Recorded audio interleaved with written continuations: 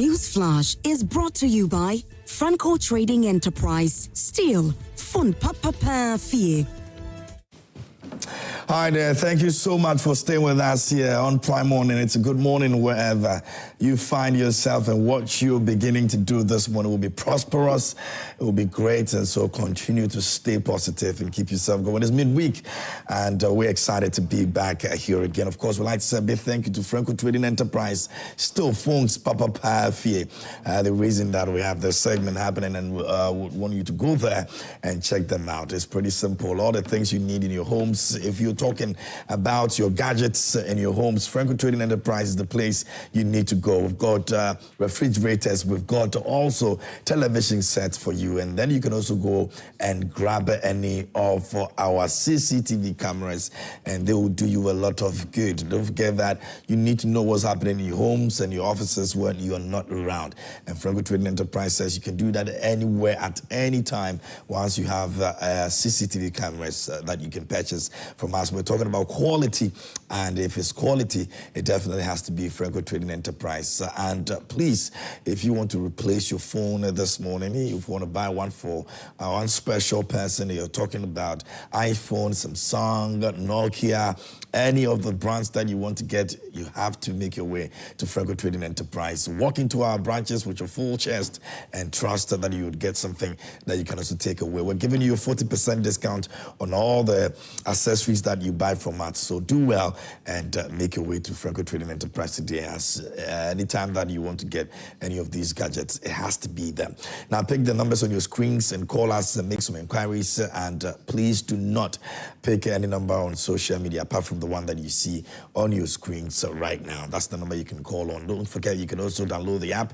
Google Play Store. It's Franco Trading app, and you're good to go. You've got Franco Trading Enterprise right in your hands. You can also go to our website. It's www.francotrading.com, and you can get all details, so the branches, the inquiries you want to make, you can get all of that once you go on the website as well. Of course, it's Franco Trading Enterprise, still phones Papa Pafie. And we're excited about the beautiful things that they continue to churn out, the great things, the quality, products that they continue to put out there. Now we're excited about our conversation this morning. Please do well and join us. Our WhatsApp line is active. We're streaming live on Facebook, and we're going to go on the front pages of the various newspapers as always to check out what has been reported, and then right after that we're getting to our substantive issue. Now we'll be going all the way to Boko. Now what was meant to be a peace ceremony ended up injuring about 5 people, and we found out exactly why this happened the way it did. And so we'll be getting some reports from Boko as well with regards to that conversation this morning here on the show. And also we'll be looking at the new governor of Bank of Ghana, who has put about 6 things that he wants to do immediately to ensure that he's able to turn the fortunes of that institution around. And so Dr. Exiama will be giving us, that hope that we all been looking for. And so that conversation also is part of our major conversation this morning here on the show. So you can do well and send your messages. What do you make of the new Bank of Ghana governor? And what do you think about his some of the things, his visions and policies that he's putting together as far as the institution is concerned? That conversation is one of our major conversations. So you can send your messages to us ahead of time. Our WhatsApp line is active, and we're streaming live on Facebook as well. So you can equally go there and also drop your messages and be a part of our conversation this morning here on the show. I'll be reading all your messages on Facebook especially, and so please do well and go there and let me hear from you as well. Yesterday, some vetting also took place. John DeMello was there, and like Rosalind said, it's one of the things that have really made a lot of creatives very angry, and I'm sure Honorable Aziz would definitely have a way to deal with this situation, even way better than we would expect him to actually do. Some people are also defending it and making it look like, well, he didn't really sound like he's taking, him to a certain level that we probably didn't like.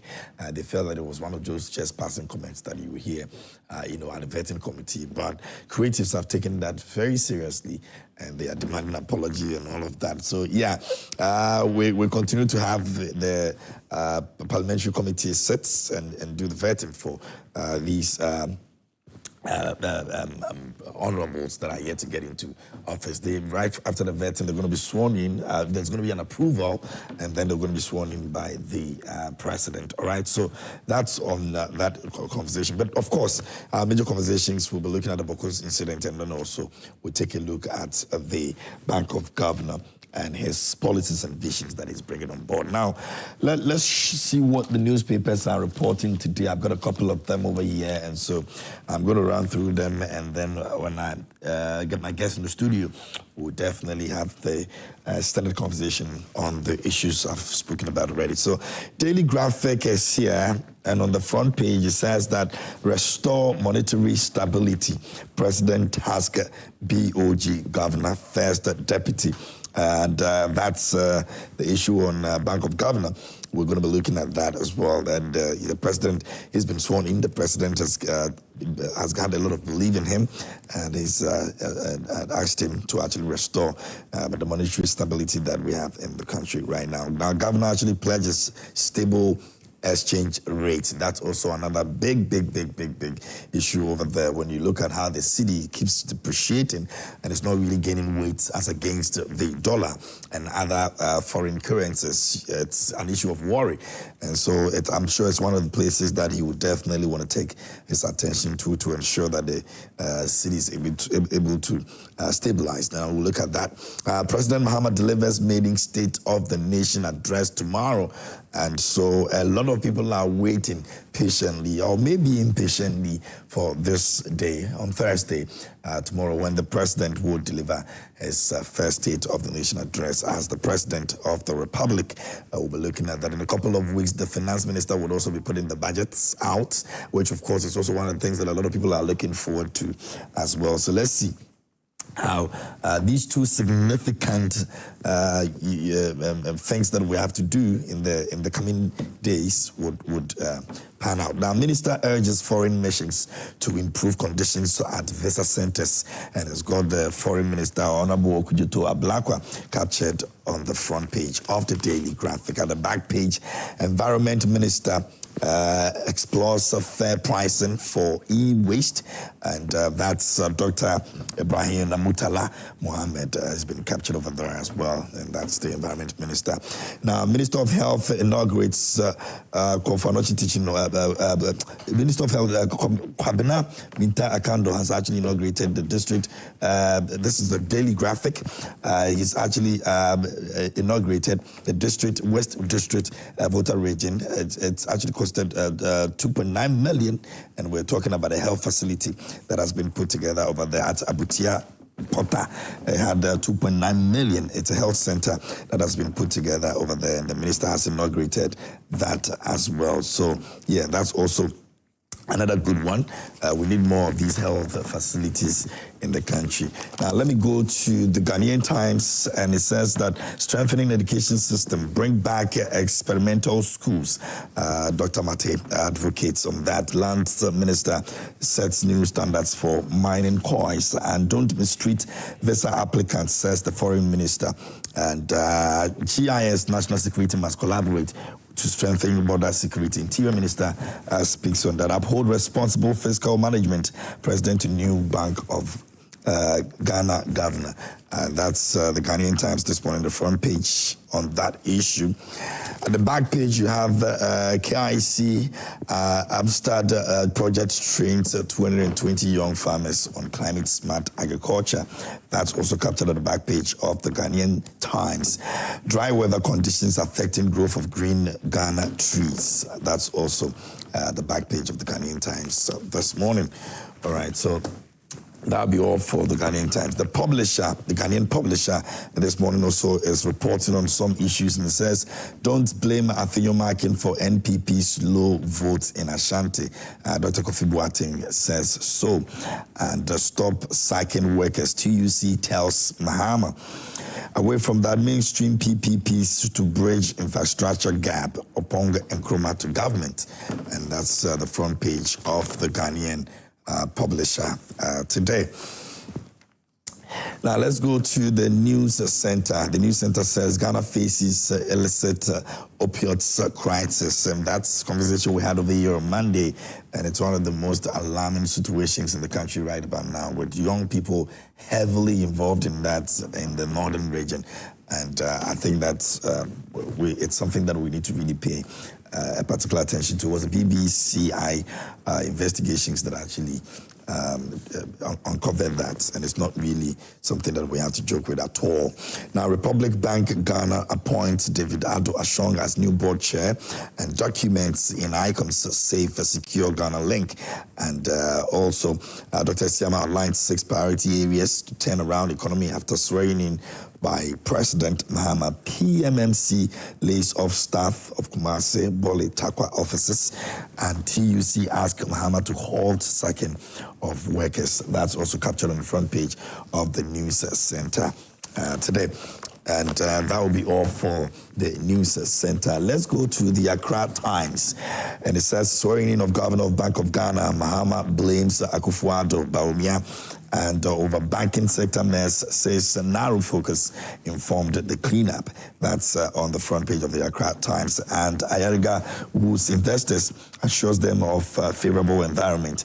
That's also captured this morning. Now, fear grips Wale Wale as MP weaves in Parliament, and Honorable Mahama Kabiru Tia has been captured over there as well. Recognized unit committee members, Tome Kwabinya MP demands, and cylinder recirculation model. NPA boss assures a seamless implementation. That's also captured on the front page of the Accra Times. Let's go to the back and see what we have over there. I think it's pictures of the swearing in of the new governor that has been captured over there. Now let's move on to the Daily Analyst. The Daily Analyst says that stop termination of appointment. It looks as if that has run through most of the newspapers this morning, and I think it's an issue of concern because most people, yesterday we had people who were also complaining about the termination of appointments by the government. Now, away from that, Mahama swears in BOG governor, first the deputy, and Sunyane West MP condemns practice, and that's we're talking about female genital mutilation. So that conversation has come up again. National Service Authority sacks volunteers, and another report of sacking. Higher proportion of urban employees work excessively, affecting their productivity, their health as well, and that's Ghana Statistics Service reporting on that. And Dumso not back, Deputy Minister nominee for Energy assures, and it has over there Honorable Richard Mensah captured during the vetting yesterday. So pretty much that will be the front pages of the various newspapers that we have this morning here, and you can grab a copy of any of them and read all about it. And so we're going to be moving on to our major conversation this morning here on the show, and we want to find out what you can also talk about in terms of the governor, and in terms of the clash that we had in Boku as well. We're trying to see if we can get some reports from that area as well, so that you can actually understand. But it was supposed to be a peace ceremony, which ended up becoming something that a lot of people have had, concerns about. And of course, if you know about what is happening in Boko and how we are unable to solve some of these issues in terms of clashes, you definitely be very, very, very extremely worried. All right, so that's what actually transpired, and we'll try and then connect with our correspondent and find out exactly what the situation looks like now. But it's one of the issues that you can't even look at it and be proud of. These are senior high school and technical institutes who were supposed to have had a peaceful ceremony It's a ritual that they do. They call it the okra, and what they do is that they all come together and then they all pledge that they will be peaceful and all that. But this peaceful ceremony actually ended up the way it did. The interesting part of it is that when the whole situation was calmed and the police were there to make sure things were calm was restored, they continued with that ceremony. So that ceremony actually had to happen, and so. If you look at it from that angle, then you realize that this whole tensions and everything was totally unnecessary. If you still want to go back and continue with that ceremony, then why the need for you to even get to, at this point anyway? 5 people were injured, and others also had sustained some minor injuries as well, So, yeah, that's what it was over there. But I've been joined this morning in the studio. I'm expecting 2 of my guests joining us, and then we'll go on Zoom as well. But the Honorable Dickson Adomako Kissi has joined us. We're also expecting that Honorable Mohammed Addo will also join us as well. And then we'll be going for Upper East correspondent, who will also be talking to us as when we're able to get him. We'll move on with that conversation. Honorable, thank you so much for the time. Good morning. How are you?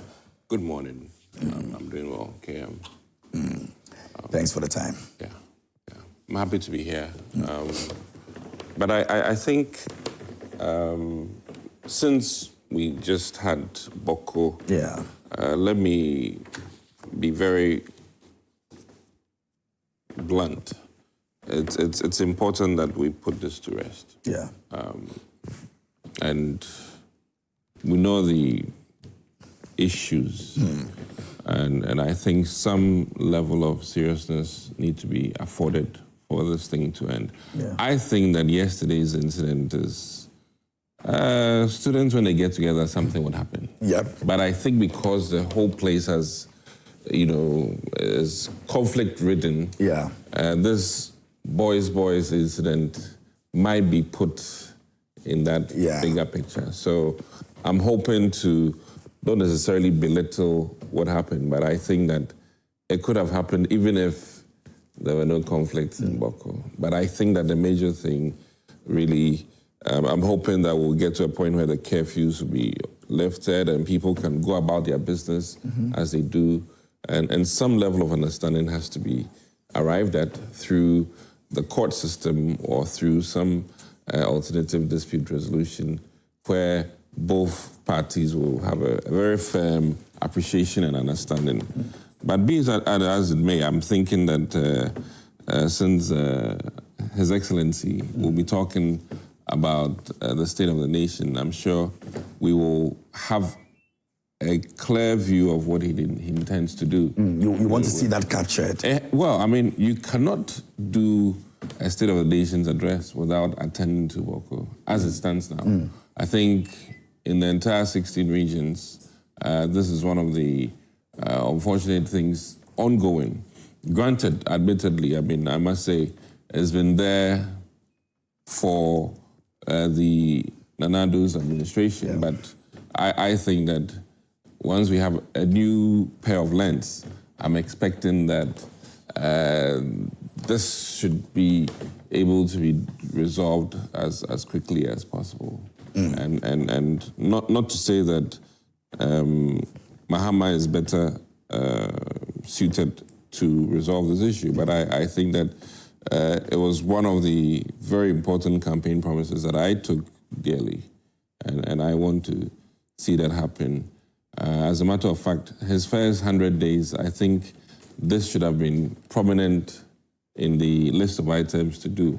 But you remember that he visited right after? Well, it's not a visitation. It's the conclusion. It's not too early yet. To borrow from, what Trump is trying to do with Russia, Ukraine, I want to see something remarkable.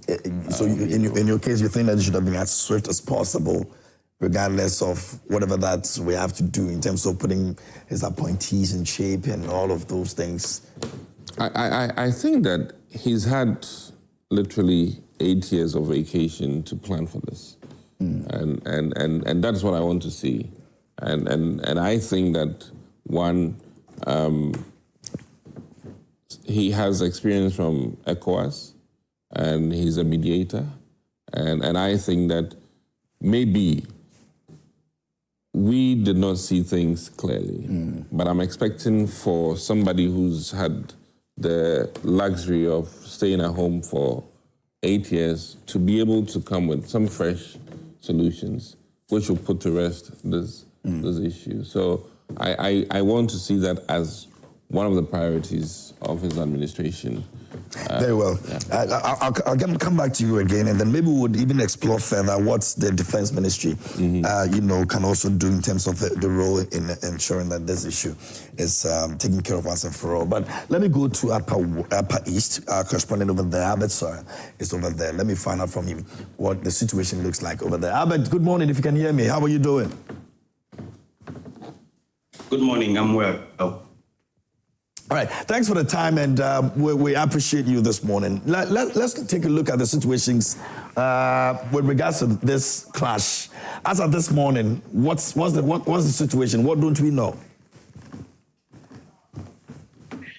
Well, at the moment, after the whole incident, everything went back to normal. In fact, it was just something that happened for a few minutes, and the military who are stationed in Boko were on patrol, and they got to the scene, so they were able to help calm down the situation, and the students went back to school.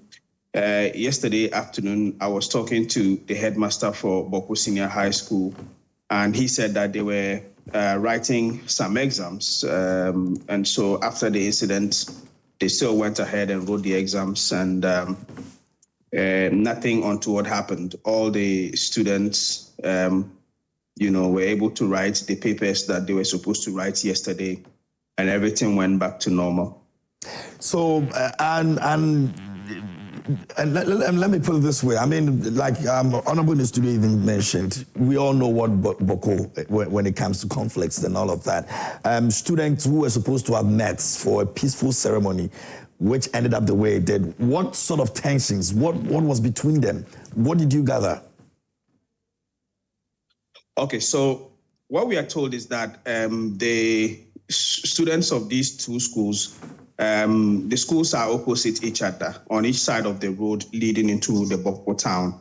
And for some reason, they have been arch rivals for many, many, many years. In fact, the headmaster told me that they don't even know when the rivalry started. The rivalry is as old as the schools themselves. From time to time over the years, students of both schools sometimes clash, they attack each other, and nobody knows what the particular reason for all this is. He tells me that as recently as a month ago, there was a similar clash between the two schools. In 2019, it happened. In 2023, it happened. So this is something that has been going on for years. And yesterday, when they called the students together, the headmasters of the two schools, together with the school administrations, had decided that they wanted this rivalry and the violent attacks to stop. So they had met with the traditional authorities, who said that there's a traditional process called burying the okra stake. So basically, it's a ritual where the two parties come together, they perform some sacrifices, and then they bury an okra stake, and they make some animal sacrifices, indicating that the two schools have buried the hatchet and they are willing to coexist peacefully. So initially they had decided to do this just between the school authorities, but they decided that they wanted some of the students to be there to witness the process and for the process to be explained to them what it means for such a ritual to be performed. And so the students gathered and they explained the process to them. And just when they were about to begin the ritual, they heard some noises from some of the boys from one of the schools. They started making some noise, and before they realized, some of the students were throwing stones, and then the other school decided to retaliate, and it just degenerated into something very quick, chaotic, very quickly. And just as quickly as it started, coincidentally, the military patrol was passing, and they stopped, and they were able to, bring the students under control. But this was not before some of the students got injured. Some had stones hit their heads, and they were bleeding. The headmaster said that one of the students collapsed. She wasn't injured, but she's suffering from some sort of condition. And when it happened, some sort of hysteria happened, and she collapsed, and she was taken to the hospital. So that's what we know of the incident. This is something that has been between the two schools for as long as the schools were established. All right. Before you take leave of us, what's the condition of those who were injured? We've got some reports on that. Well, they were taken to the hospital. What I know is that 3 of the students in Boko Senior High School were injured.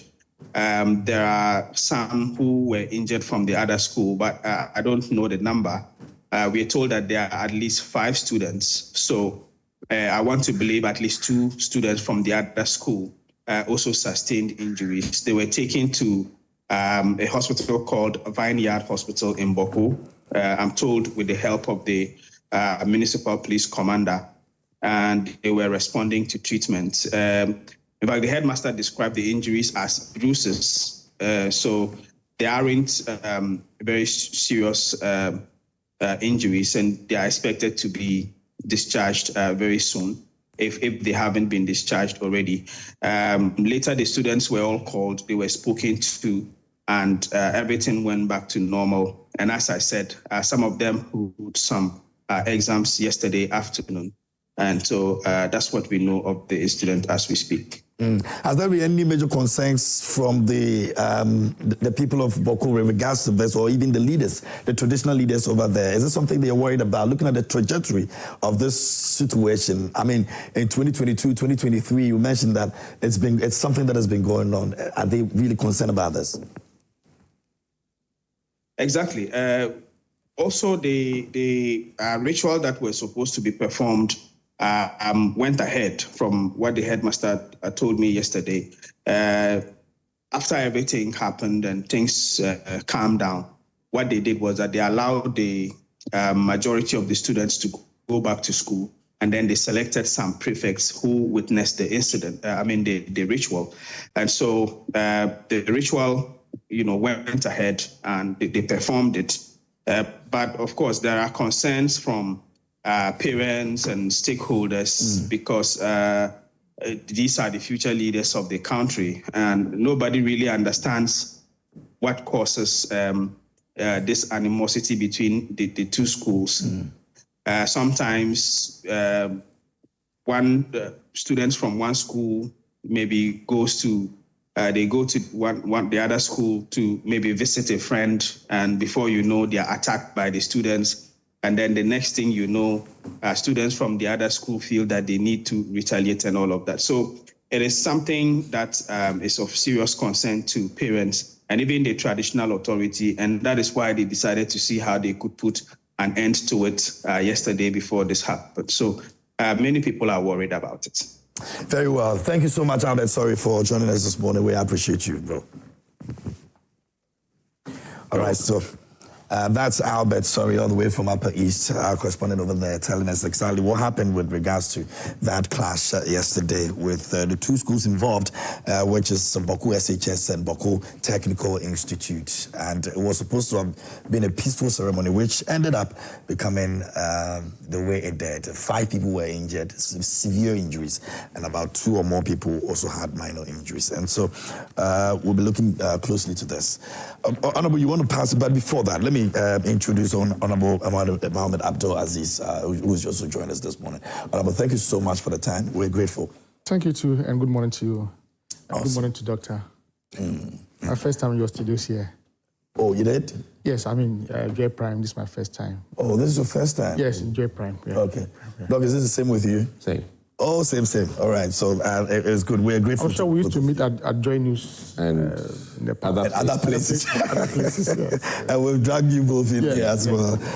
Thank you for the time this morning. Doc, I was asking if you want to pass a quick comment before we went on that, so that I can have. Well, I think, as I said earlier, rivalry within schools are very common, and if not the fact that there's conflict in Boko, this would not have made headlines. Yeah. So I want to see it in that light, that there's a miniature inter-school rivalry, and I don't wish that the media blow it up and add it to the conflict in Boko, because this could have happened between any two schools in Ghana when they meet to have fun.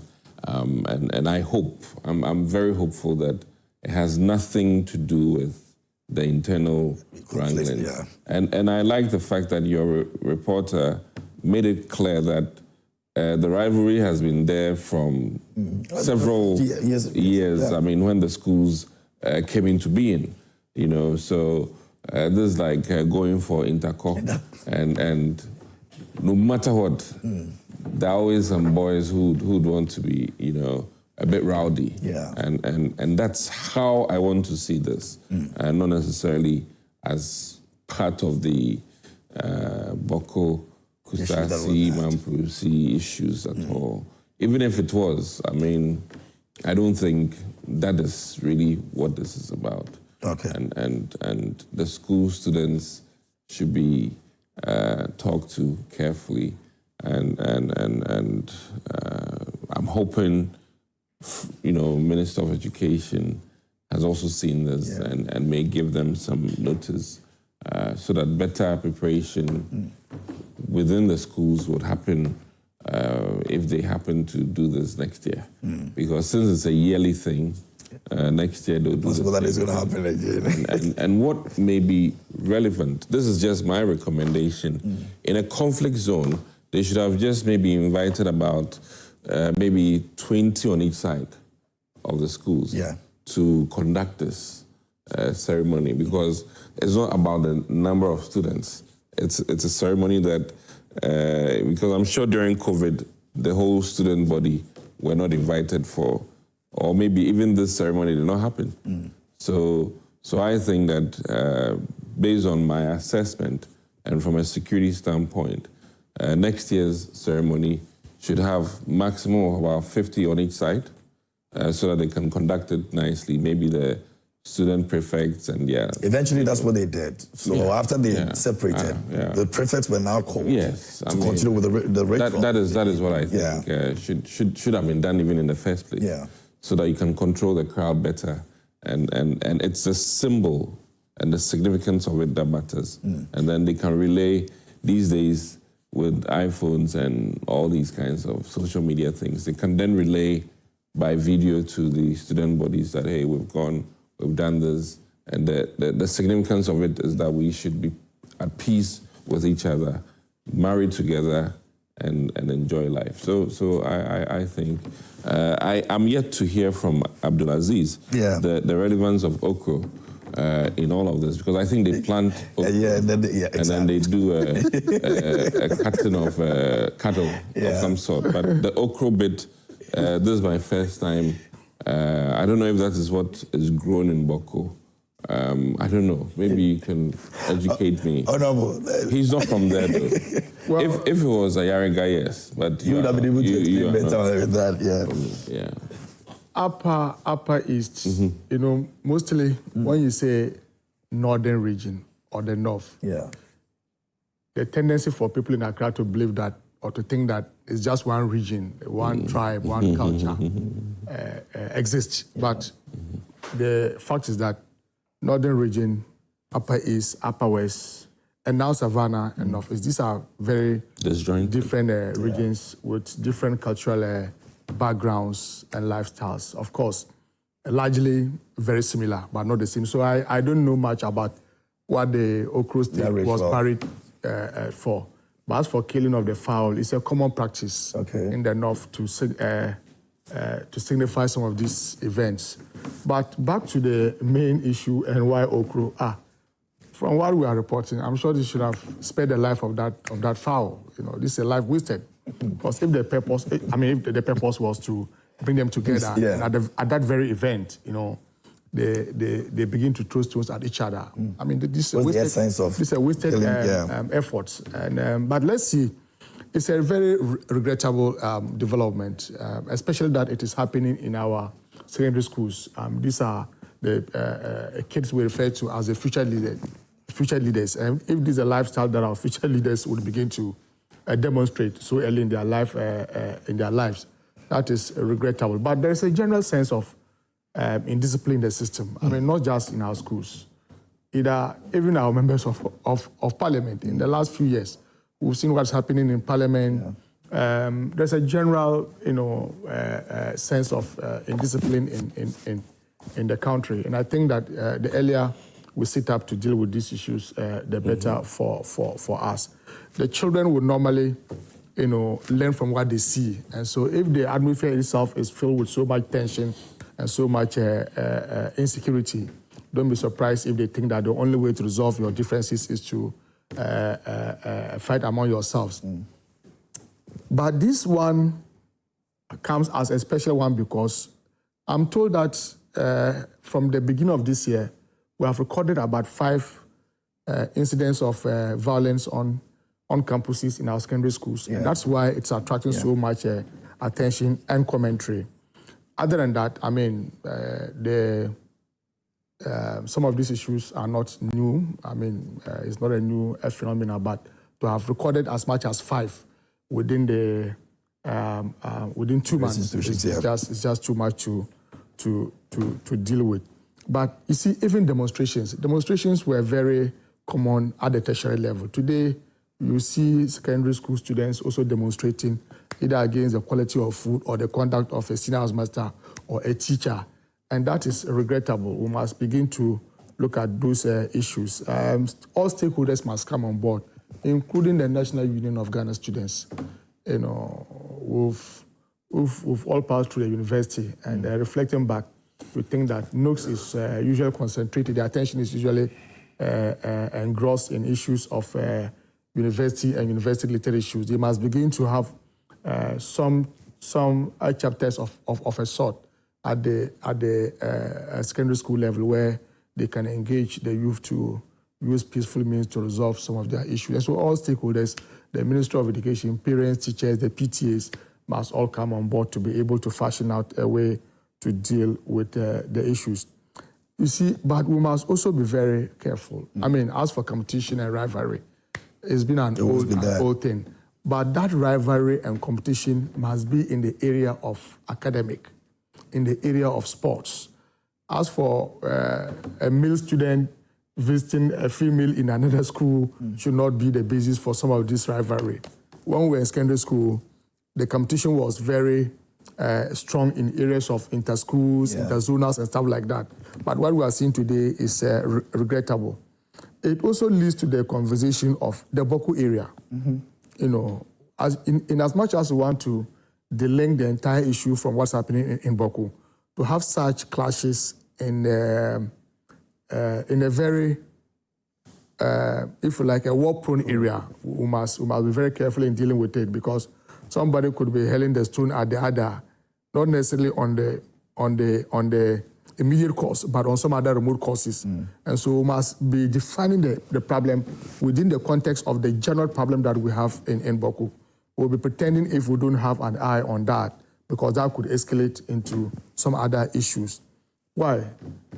In discipline, school committees, in the basic schools, they have what they call the school management committees. I don't know if we have them at the secondary school level, where indigenous, elder people are brought together to help the teachers run the school.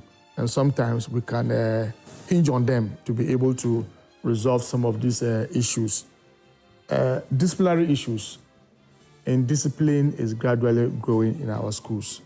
Today, when we're in secondary school, you could be demoted for non-performance. Students who scored above 36 or so at the busy level were not qualified to go to secondary school because they were deemed unfit for a regular academic work.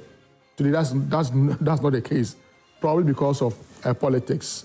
There's that wholesale thing. Even people who score 45 and 54 gain access to secondary school education.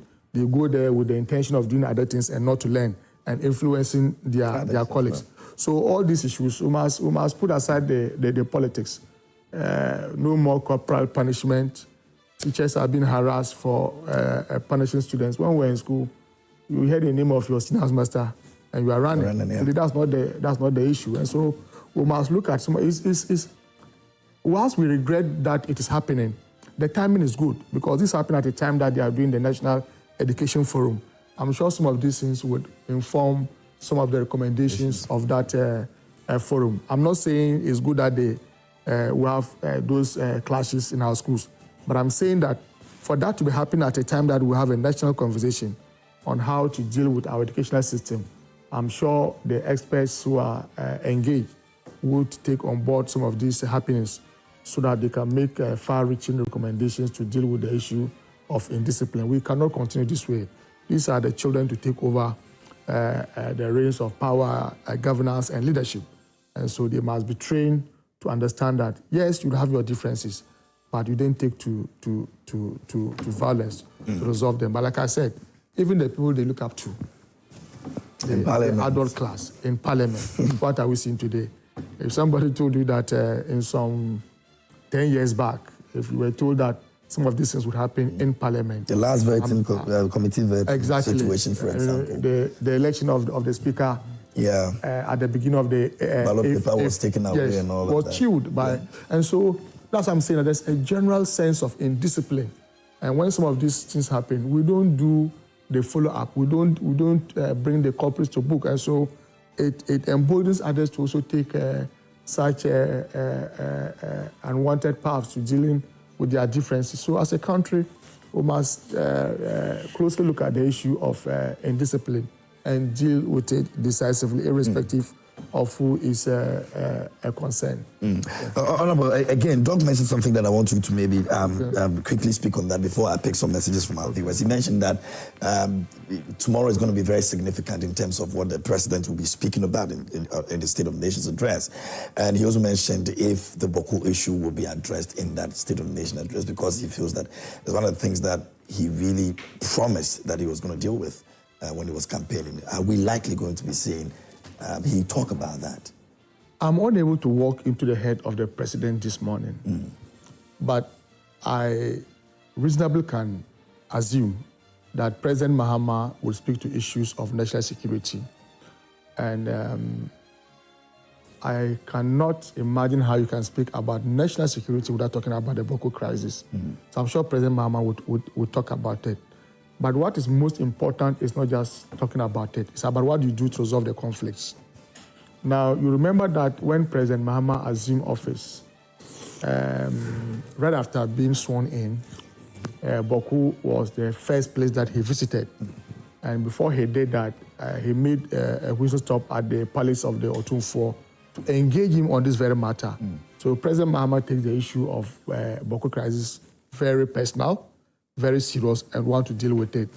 I mean, I do not intend to take anything away from the previous regime, but if you look at the pragmatic, the backstage work that President Mahama is doing in relation to the Boko crisis, you would appreciate that he's more concerned about it. Like I said, his first trip was to go to Boko. He stopped at the Nairi Palace in Walewale because the issue is between the Kusasis and the Mampusis, and the overlord of the Mampusis is the Nairi.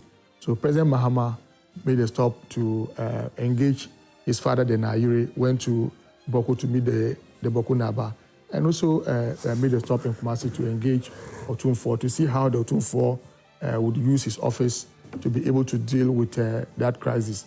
Otumfuo is somebody that I personally revere so much. I mean, even though I may not be come from the Ashanti Kingdom, but I respect him a lot because of the role that he plays in our national governance. I still remember the issue of the Debon crisis when we were virtually on our knees as a kingdom. It took the leadership of Otumfuo, Nairi, and I think the Yebonwura to deal with the issue. And Otunfo was the one who led the process as the chairman of the three-member eminent chiefs. And so I have no difficulty. I have no doubt that President Mahama would likely touch on the issue of the Boko crisis. Currently, I'm aware there's some curfew also in Wale area because it is spilling over from Boko to Wale. And Wale is close to Savlugu, which is in the northern region, because people traveling from Upper East to Tamale, to Accra and Kumasi will use the Wale stretch. And so sometimes they even kill or hurt innocent people who are not connected in any way to the Kusasi and the Mampusis conflict. The last 3 killings that were done, I'm told the victims were Frafres, who are not part of the equation. They are the trouble. And so it's becoming a national issue, not just an issue for Mampusis and Kusasis or issue in Upper East. So I stand to reason that President Mahama, that I know, would most probably be speaking to the issue of Boko in his State of the Nation address. Okay. I don't know if you have anything to... Well, I was only going to add that in addition to what Abdulaziz has said, you know, the majority leader, that's his area, Ayariga. Yes. And even because of him, I can't imagine the president skipping Boko in his address to the nation. If he even skips it, I can assure you that Ayariga will find a way of adding it to his debate. Or as it's, the appropriate word is his submission after the president is done. You know, so Boko will be in the news tomorrow. You will not be disappointed if you don't see it happening. I will be, but I know certainly Mahama, he likes communication and he will have no choice than to talk about it. Do you mean to say he's a good communicator? I said he likes communication. Do you mean to say he's a good communicator?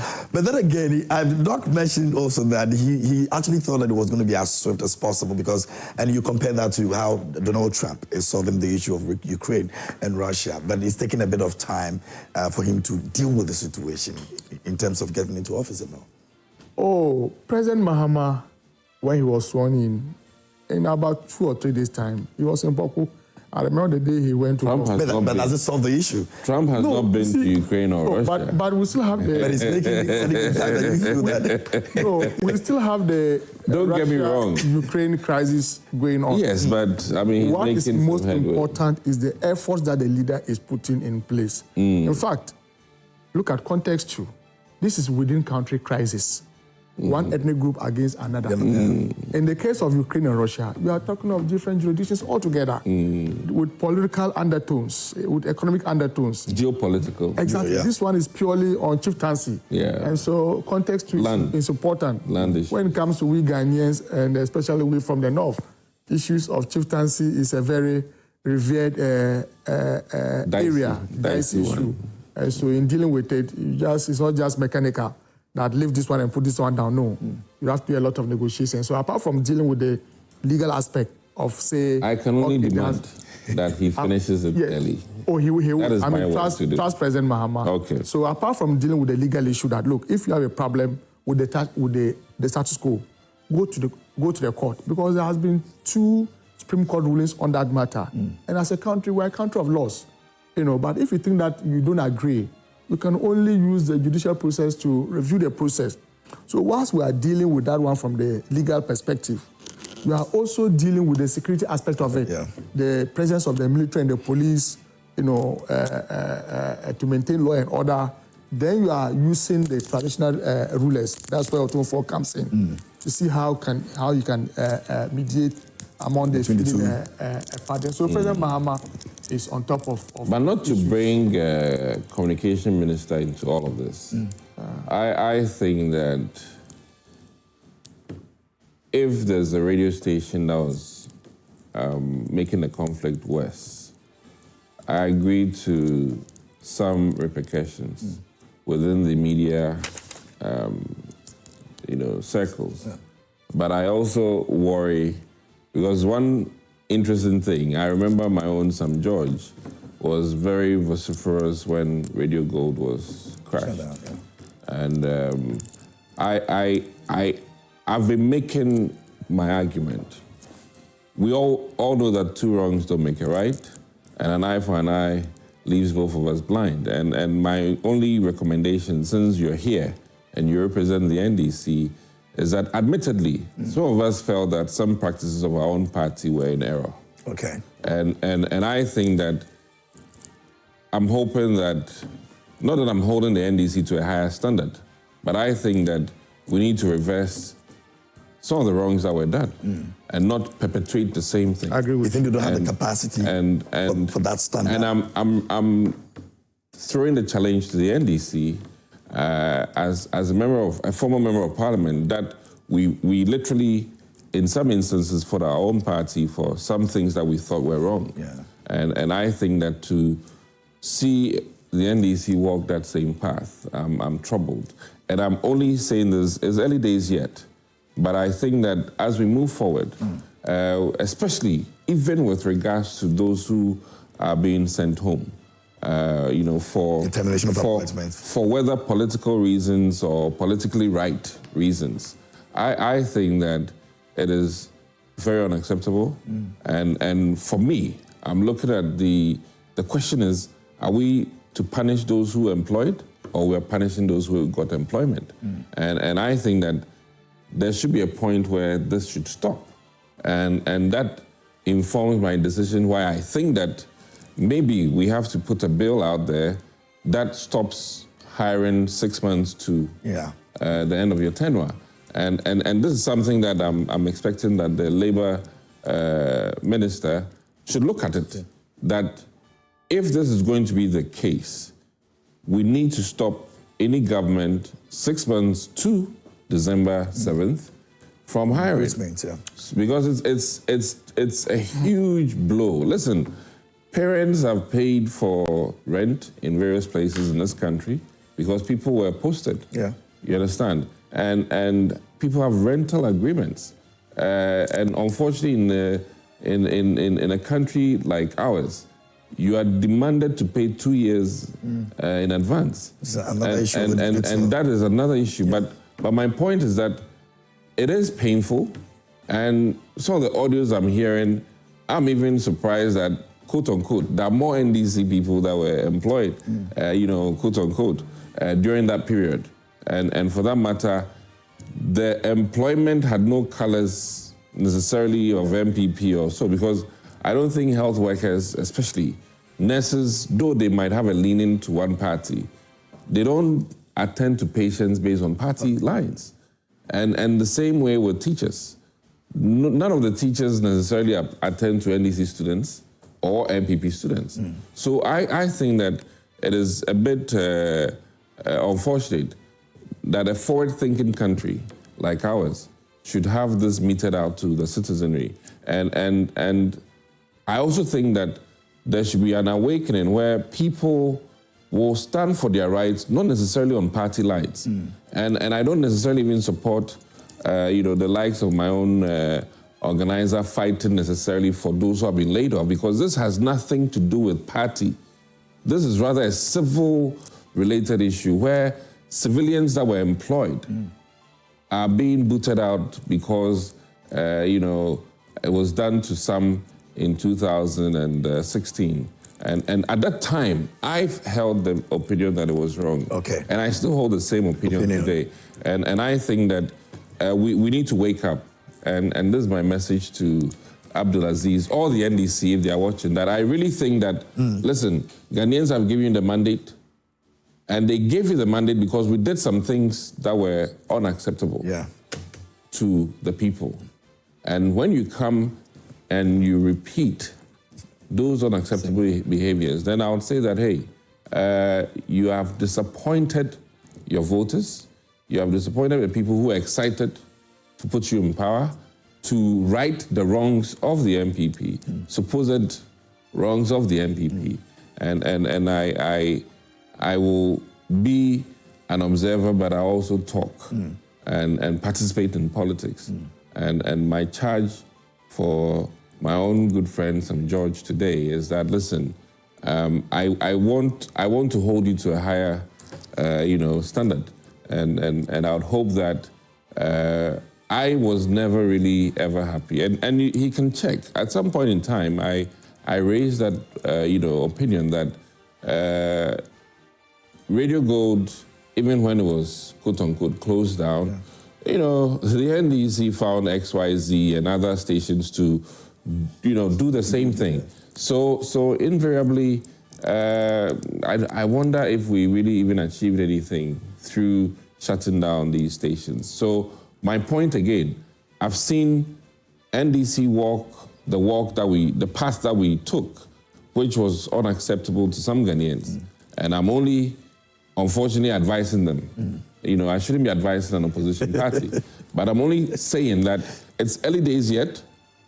They shouldn't be entrapped to meter to us or to the Ghanaian people the things that the Ghanaian people thought were wrong. Okay. And that is my 2 cents. Okay.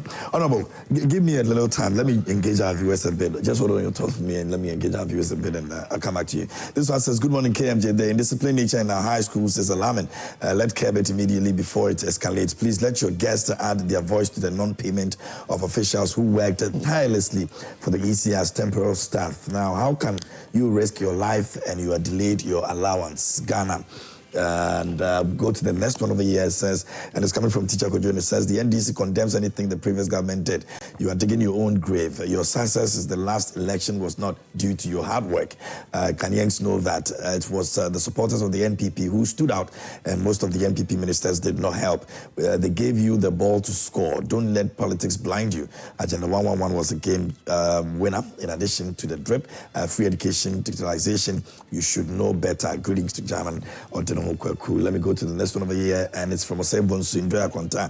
It says, good morning, KMJ. Kind regards to your panel. I believe in disciplining our youth, and for that matter, students in our country is born out of the punishment regime in our schools. I believe it's about time we revisit the issue of student punishment regime in our various colleges. And let me go to this one over here. It says, good morning, KMJ. The new templates of hooliganism, which was introduced by the NDC from day one of their victory in the just ended general elections, is being implemented across the nation. So let's not be surprised about the clash between students. Greetings to Honorable Frank and Dompre. Let me go to Samir in Samankase. And over there it says, I find it intriguing that the topic of indiscipline in school conflict is being discussed, given that it has become an entrenched norm under the current administration. The administration's seeming indifference towards the actions of their party supporters who engage in violent behavior and destruction of state properties is noteworthy. When similar incidents occur in schools, it's vital to explore the origins of such behavior. The pervasive nature of impunity and state disturbance is unsettling, but it's crucial to remember that the power is transitory. Good morning, Honorable Protozia Sentin. That one. Let me go to Alassane. Alassane says that when the politicians stop playing politics with everything, some of these things will not be happening, like recruiting people without announcing the job opportunities to the citizens. And that's from Alassane. This one over here says that good morning, KMJ. Closing Guma FM in Boko is political. We should provide evidence of inciting violence in Boko conflict. They didn't invite the radio station for questioning, and that's Mamudu Zangbegu in Boko who sent in that. Another one of you says, I'm not happy the way we are doing things in this country. I lived outside for 20 years and I came home to stay, but let's be realistic and pragmatic. We need behavioral change. There's too much lying and hypocrisy in the system. There's all ill indiscipline in the country. I saw it during the recent election. Thanks to Dr. Bawumia coming to accept defeat or presidentially. Can someone save innocent lives in Boko? Okay. This one over here says, good morning, KMJ. Please kindly tell the president that tomorrow we don't need any lamentations on the State of the Nation's address, but we will be expecting the following: the rollout of the 24-hour economy so that the one job, free shift, 3 people will take off instead of sacking workers, and no academic fee for tertiary students, removing some unnecessary taxes, extend free SHS to private schools. Thanks. All right, so those are some of the messages you've sent. Let me go to this one over here. It says, until we bring back lashing, caning in our basic and senior high schools, forget about discipline. Imagine where you would have been if not because of the previous lashes you received in the basic school. A master planner sent in that, and this one over here says, thank you, Lord, for a brand new day in good health and sound mind. I pray on this Wednesday, the Lord will attend to your case especially. May the Lord renew your strength and grace you with the ability to move from strength to strength in Jesus' name. Amen. Okay, there's some preaching over there and some prayers for all of us as well. Gonsi Gariba from Tamale says, good morning, KMJ. Students clash and totally undisciplined in the various school. Senior high schools must be tackled with all the seriousness it deserves. Corporal punishment must be brought back to the various schools in Ghana to put students in check. Those who are promoting indiscipline in the various schools are the human rights activists and some policy implementers as well. Okay, let me go to just a few and then we'll go back to studio. Good morning, KMJ. The protracted school conflict in Boko, mirroring the long-standing chieftaincy disputes, underscore the urgent need for a lasting solution. However, it's essential to avoid stereotyping the people of Boko as inherently violent. Instead, we should focus on addressing the underlying causes of these conflicts and bring a lasting solution to the conflicts in Boko. Timothy and Anabla sent in that. And where is the NDC's Margot? I have not seen her after NDC's win. Please help me. Where is Margot? Thanks, Patrick sent in that. Okay, Meshach, I'll do last one from Meshach and then we'll go. It says, whether opposition party NPP likes it or not, President Mahama will fix the country to benefit all Ghanaians, especially the suffering youth. The high cost of doing business in the country will drastically reduce through the reduction of import duties, which has been reassured by President Mahama just recently. The budget will soon be presented and we all will witness what I am saying. The good work of President Mahama and the NDC will totally break NPP into ashes and it will never rise again in the name of Jesus. Okay, a lot of things said in the name of Jesus this morning, but it's good. Honorable, so maybe you would want to also tie in from the governance. That's the issue of the Guma radio station. Yeah. And the directive from the Minister for Communications for the closure of some 7 radio stations. Mm. I do appreciate your stance, and trust me, the NDC would not take the path that Nana Addo and the NPP took in the last 8 years, because we will not want to lose power, especially the next elections. And so the very things that you did that Ghanaians rejected you are the very things that we would avoid. We would engage and we'll do what is right in the eyes and the minds of the Ghanaian people. Now, on the issue of the radio stations, especially the one in Boku, the Guma one, we all know what's going on in Boku. The minister cited national security reasons for the closure of that station. If it means closing a radio station to help in... I was not just talking about that one. I'm coming. One of them has... That was the example that has come up. Exactly. And so it is purely on national security issues. I mean, in recent times, we all know what happened in Rwanda, how a radio station program was used to blow tempests in Rwanda. And so we will not want to sit down just to allow people to use the radio to foment more trouble in that area. And the other ones has to do with authorization. The other 6 stations, they have no authorization at all. What you did under your tenure was to close down radio stations that were seen to be affiliated to the NDC, citing reasons of delay in payments of yearly renewals. Yeah. Those were the reasons. And in fact, some of them had even paid. I wish not to. I mean, we don't have enough time. Yeah. What I'm saying is that you close down those stations largely because they were affiliated to the NDC. Some of them had just delayed. In fact, by the time that you were closing them, some of them had paid. In this case, we're a country of laws. You just don't go and buy equipment, come and mount a radio station, and start to broadcast. You have no authorization. You've not even applied to NCA. And you think we shall allow you to operate? That tomorrow, somebody in my constituency, Myong, gets money, comes to Accra, buy the studio equipment and go and set up a station and start to broadcast without any regulation, no authorization. In this case, we're not talking of renewals. They have no authorization. They have not applied. NCA is not aware of them at all. I wish not to. And you want them to belabor this. You want them to be left to Doc, that cannot be. And so there's a clear distinction between what is going on today and what happened under your tenure. We would respect the media. We would respect people who want to invest in that space, but we would ensure that we safeguard. On the face of the pink sheet. Oh, I'm telling you, the minister says that these 6 radio stations have no authorization. Did Esla say that the stations just closing were seeming to be NDC? Okay. So even if we to stop that one, you agree with me that the reason that she cited, Osla, was that these stations did not pay their renewal fees. So just about renewal. In this case, they have no authorization at all. But those stations have not contested yet. None of them has come out to say it's because they legally they want to contest. If they had, it's because they know it's right. There's a period. Okay. So I think we should just wait. But my whole point. But I take your advice that we don't have to do the same thing that. So how about the labor-related issues? That one, what is he going to say? I saw the chief of staff, point. And mind you, some people who have been let go. We're dealing with the issue of the clashes in the schools. Then we veered into the area of radios. And I don't want us to concentrate that much over that because we have the Bank of Ghana. But I'm fine. But we also have the Bank of Ghana issue to speak about. Look, I would not use the job loss is serious. I will not use the errors of the past. It's serious. To justify what's happening today. I won't do that.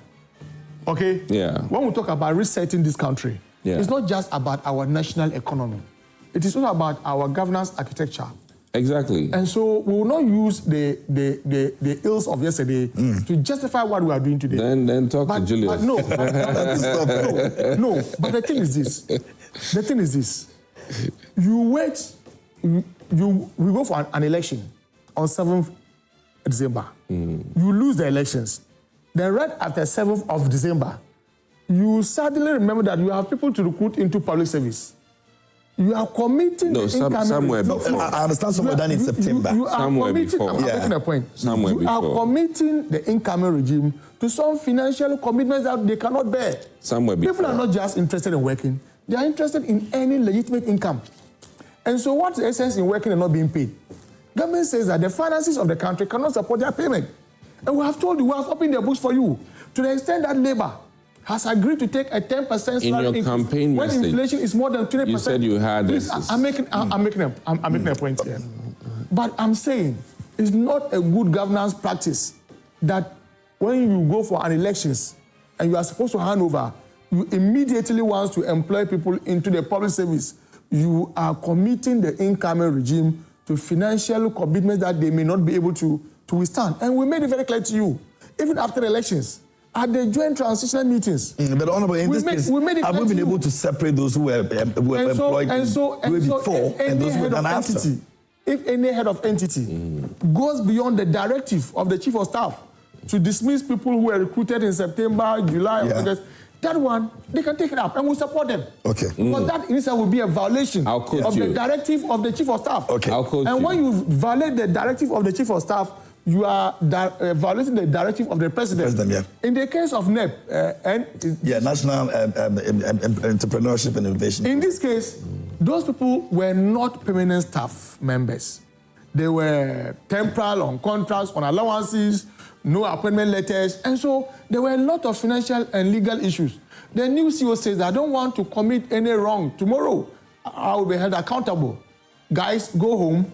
We get a legal team to go through. In that case, they were suspended temporarily. See how we can properly engage you.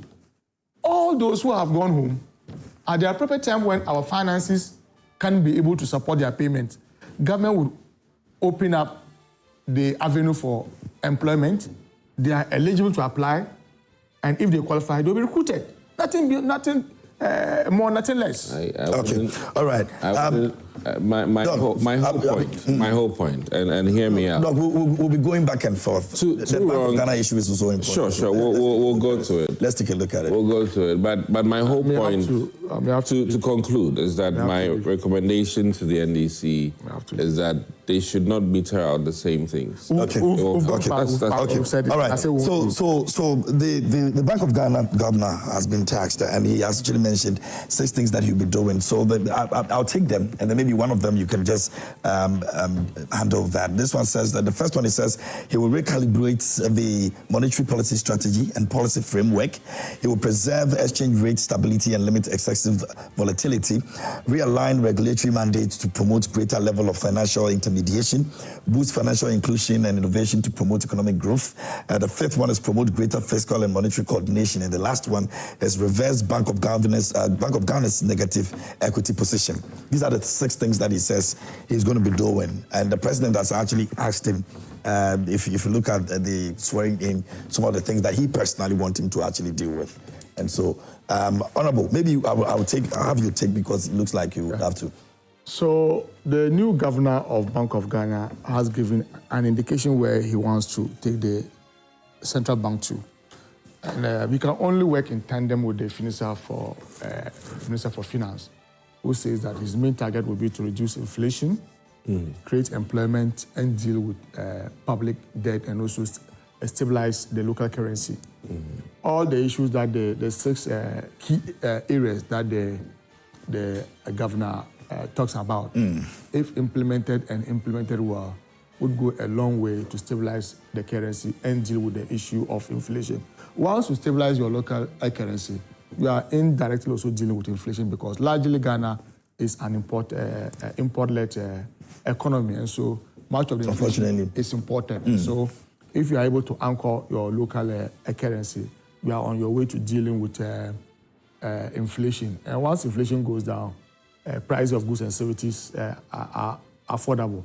Your citizens will be happy, and that would even allow the private sector to expand and employ more people. And so we remain on course. President Mahama has assured that, unlike President Akufo-Addo and Ken Ofori-Atta, we would not ask the governor of Bank of Ghana to print more money for us. You know, in 2021, they printed about some 60 billion Ghana cedis. The following year, they did about 10 billion Ghana cedis. So no wonder they recorded huge losses in their books for 2022 and 2023. You see, when you print more money, you know what it does? When we're in school, we're told that when more money chases fewer goods is when you have inflation, right? So once you pump in money, you print in more money.